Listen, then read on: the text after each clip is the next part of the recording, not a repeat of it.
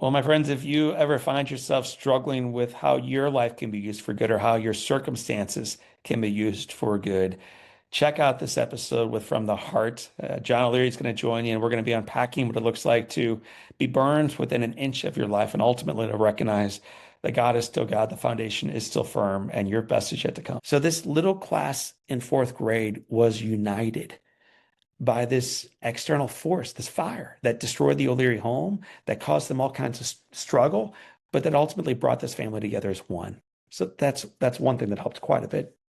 But before I could see those kids, I had to face the fears of going back to school. And so I'll briefly share this. My mom and dad are both heroes. And if you see the film, you'll know why.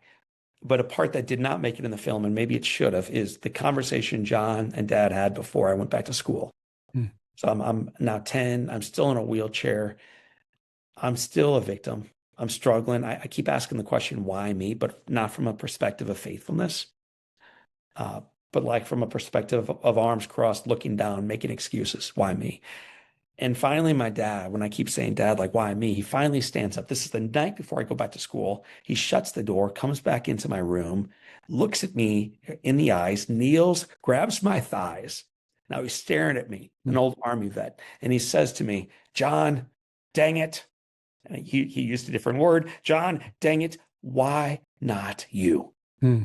This terrible thing has happened. And if you want to be a victim to it for the rest of your life, have at it. No one will ever blame you. You've been through the worst and you survived it. You're still brave. And then he said, or you can be a victor.